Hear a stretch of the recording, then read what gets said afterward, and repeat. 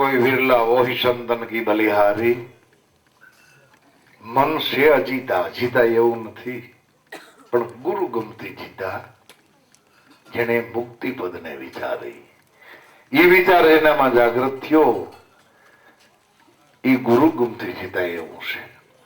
આપણી મેળે જીતવા જાય તો આપણું કામ નથી.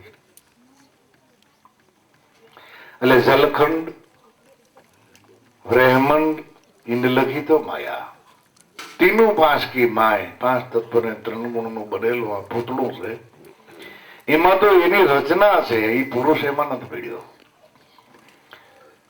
પણ અરધ અને ઉરુધ એમાં સ્વરૂપ વચન કા એ પોતે વચનના સ્વરૂપે છે. સહજ સુન કી માય પ્રેમસ્કાર વાસા ઈશે નિરાધાર ઈશે નિર્ગુણ જેના કબૂ ન હોય નાશા એનો કોઈ નાશ નથી થતો. આ દેહ નો નાશ થાય છે. વળી પેલા પદ ને તો સબ કોઈ જાણે વૈકુંઠ દૂર બધાય. સંસાર વ્યવહારના કર્મ માર્ગ ને કોણ નથી જાણતું. કોઈને કઈ શીખવાડવું પડતું પણ નથી. એ પદ ને તો આખું જગત પારખે છે અને વૈકુંઠ ને તો આખું વર્ણન કરીને બહુ આખું મોકલી દીધું. વૈકુંઠ દૂર બધાય. સંતો મહાપુરુષોની સભા જ્યાં સંતો મહાપુરુષો બિરાજે છે, જ્યાં વચનના વ્યવહારે બધાય જીવ બધાય મનુષ્યનો એક તાર એક મના થઈ જાય એ ઠેકાણું જ વૈકુંઠ છે. પેલા પદને સૌ કોઈ જાણે વૈકુંઠ દૂર બધાય. तीसरा पद पर ज्योति जलत है. ત્રીજું જે પદ છે શ્વાસ ઉશ્વાસ ને રણોકાર એમાં આ સતનામની આપણી જીવન જ્યોત જાગૃત છે. એટલે કદાચ સત્સંગ ભજનમાં જાતા સાંભળતા વિચાર કરતા કરતા અનુભવ કરતા કરતા એ જ્યોત જાગી ત્યાં સુધી તમે પહોંચી ગયા તો વહાં લગી નિર્ભય નહીં. હજી નિર્ભય પદેનાથી થોડુંક આગળ છે. થોડો થોડો ઊંડે ઊંડે કઈક કોઈ પણ પ્રકારનો ભય છે. ભય મુક્ત થવું હોય તો અલખ બહારના કોઈ લક્ષ્યથી પામી ન શકાય એવો એ લક્ષ્ય છે. અલખ અમર કોઈ દીને મૃત્યુ નથી. જે અજર અમર કહાય એ મન પવન એટલે પિંડ અને બ્રહ્માંડ થી નિહારા રહેવે અને એને જો ઓળખો તો તમારી દુર્મતિ દિય હટાય. હે મન છેતી લે મેરે ભાઈ. તો આપણી કબૂતી ને ઈ પકડે. આપણું કામ નથી. જેમ દાસોથી એ કહે ને કે નીત ઉઠીને મારે નાવા જવું. આ ત્રિવેણી ટંકશાળ જેમાંથી શબ્દનું પ્રાકટ્ય થાય છે એ ત્રિવેણી છે. 24 કલાક એ ટંકશાળ ચાલુ છે. નીત ઉઠી મારે નાવા જવું ત્રિવેણી ટંકશાળ. દાસ હોથીને ગુરુ મોરાર સાહેબ મળ્યા અને એ સાંભળીએ લીધી સંભાળ. હતા તો મનુષ્ય રૂપે પણ એને ક્યાં સ્વરૂપે જોયા કે સાંભળસાના સ્વરૂપે પરિબ્રહ્મ પરમાત્માના સ્વરૂપે કે સાંભળે લીધી સંભાળ. એમ દાસ હોથી દાસોથીને ગુરુ મોરાર મળ્યા સાંભળે લીધી સંભાળ. એમ કરુણા વાલે કીધી એટલે મહેરબાની મારા ઉપર કરી અને ખરેખર કબૂતીને કાઢી ખરી. જે મહા મહેનતે નહોતી જાતી એ મારા સદગુરુની કૃપાથી તગડવી ન પડી હોય. એટલે સદગુરુદેવની સેવા કરો. મન ચિત્ત ચરણોની માય. જેનું મન જેની વૃત્તિ જેનું ચિત્ત ગુરુ ચરણમાં લાગી ગયેલું છે એવા પુરુષો આપણને ભલામણ કરે કે તમે એ કરો. મનને ચિત્તને તમારી સુરતાને કદાચ ક્યાંય જવું હોય તો સંતોના ચરણમાં મોકલી દો. બીજે ક્યાંય એને ભટકાડતા કે રખડાવતા નહીં. મન ચિત્ત ગુરુ ચરણની માય.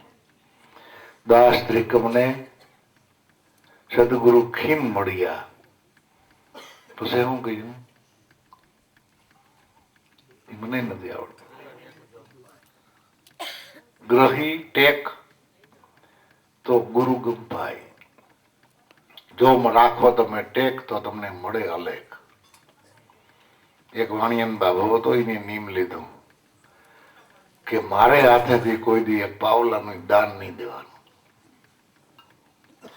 ઘણા આવે બિચારા મહારાજ, કોઈ બ્રાહ્મણો કે બાબા કાંઈક, કે મારી પાસે કોઈ દી દક્ષિણાની આશા નહીં કરવાનું, કોઈ દઉં નહીં, પાવલું ન દઉં ને આઠાની ન દઉં, એક રૂપિયો ન દઉં, એક કાપડિયું ન દઉં. ભગવાને વિચાર કર્યો કે ભારે કરીએ નહીં ભાવે, હવે આની મારે પરીક્ષા લેવી જોઈએ. ભગવાન આવ્યા સીતારામ બાબુનું સ્વરૂપ લઈ કે બાબા 5 રૂપિયા દક્ષિણા મારે જરૂર છે.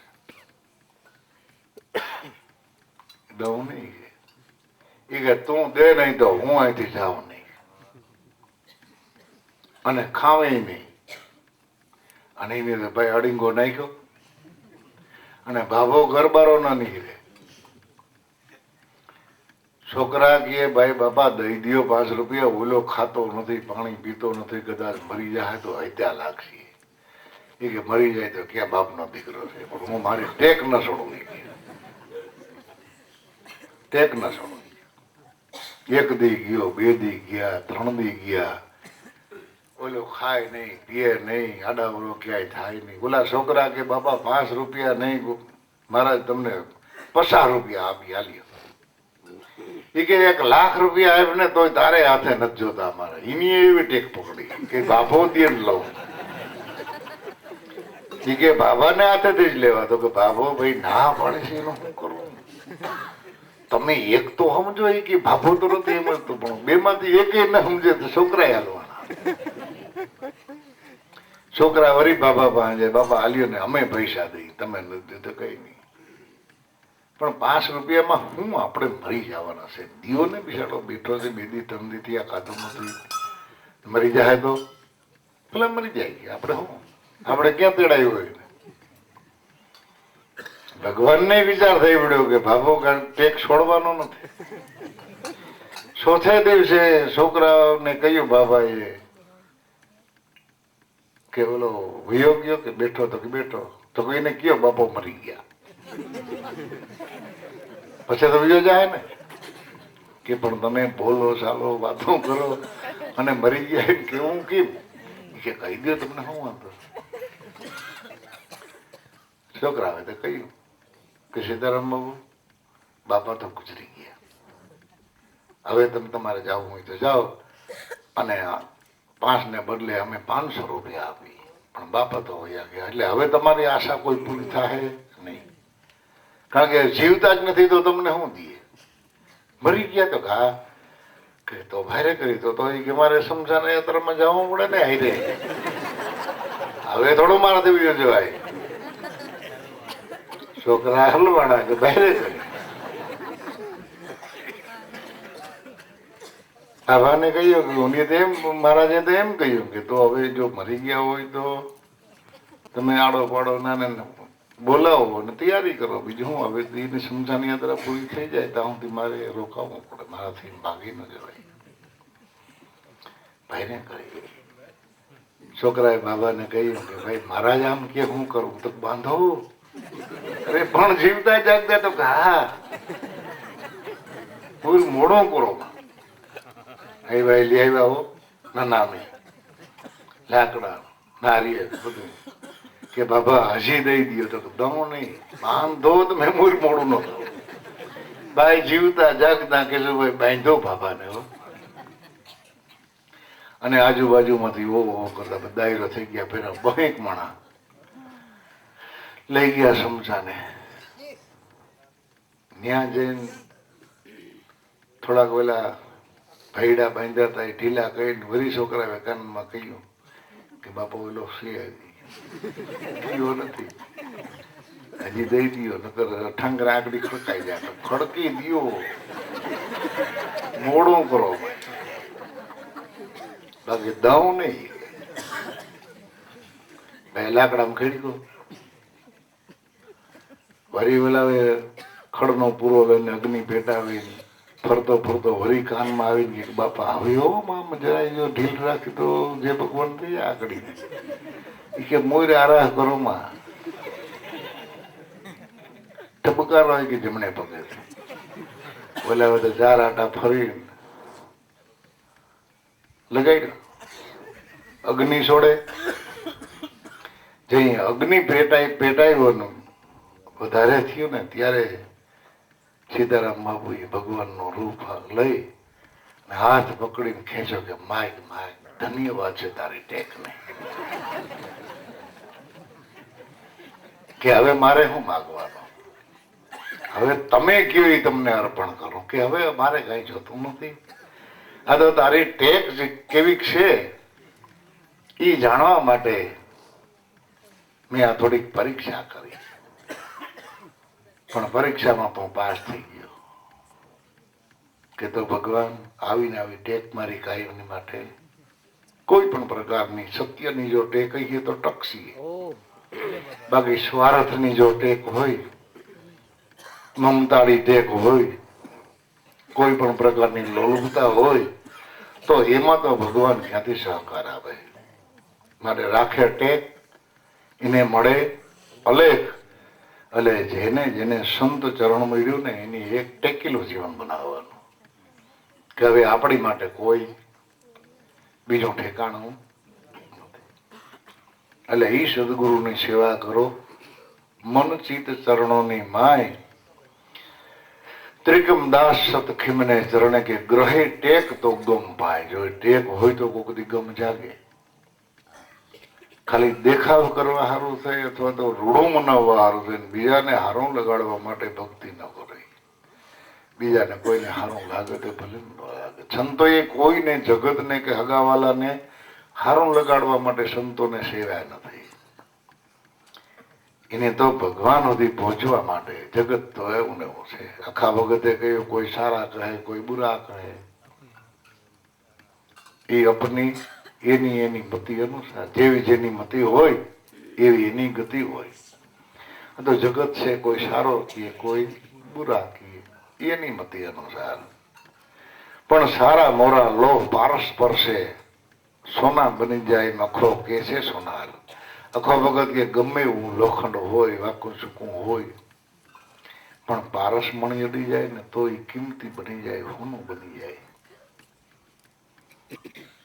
અને હોનું બની ગયા પછી લોઢા હોનાના બટકાને 1000 2000 10,000 મણના લોખંડના ઢગલામાં નાખી દો અને લોખંડ ભેરો કદાચ એને પસાવર તો એ પાછું લોઢું ન બને કારણ કે પારસમણીનો સ્પર્શ થઈ ગયો હોનું બન્યું એ તો બન્યું એટલે સંત ઓર પારસ में बड़ा अंतरा जान પારસમણી લોઢાનું હોનું બનાવે પણ સંત બનાવે આપ સમાન પારસમણીથી લોખંડને અડાડવાથી લોખંડનું હોનું બને પણ બીજો પારસમણીનું બને કે બને ન બને અને સંતોનો જો સંગ થઈ જાય એના કેવા મુજબ આપણે જીવન બનાવીએ તો સંત કરે આપ સમાન કારણ કે ભમરી જેવી જેની ભાવના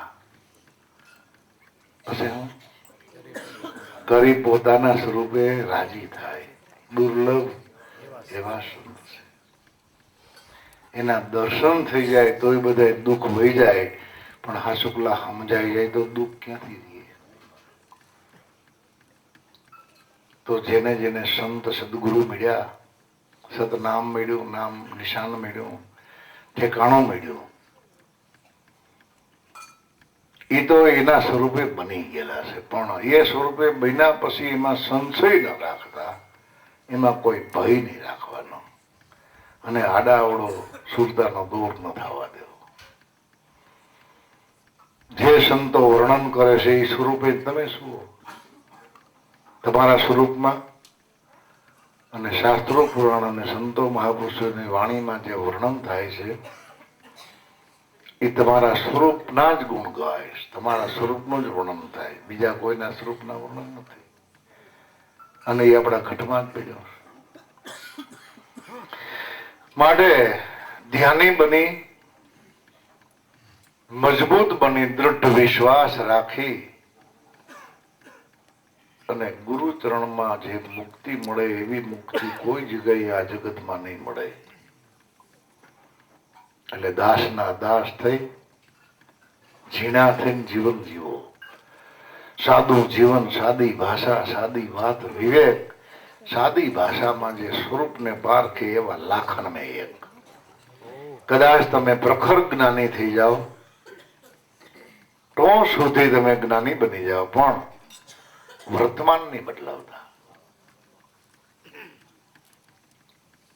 જગતમાં તો એક સામાન્ય વ્યક્તિ તરીકે રહેવાનો, એટલે કોઈ આક્રેશાય નહીં.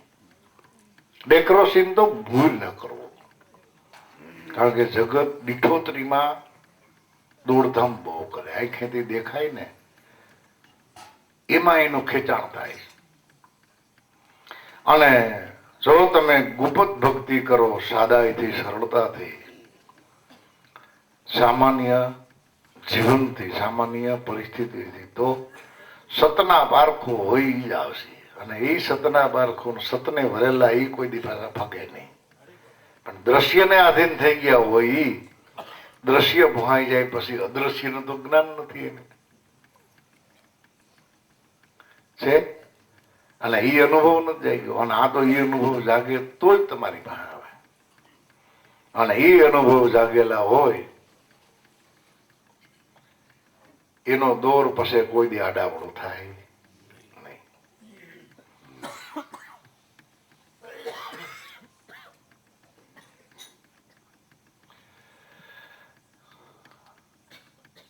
હવે વિશ્રામ કરવો ને, થાકી ગયા નથી ગયા. કાલનો ઉજાગરો છે, અમને તમને બધાને થાકડો છે. અને જે કહેવાનું હતું એ તો ઘણી ઘણી રીતે કહેવાય. હવે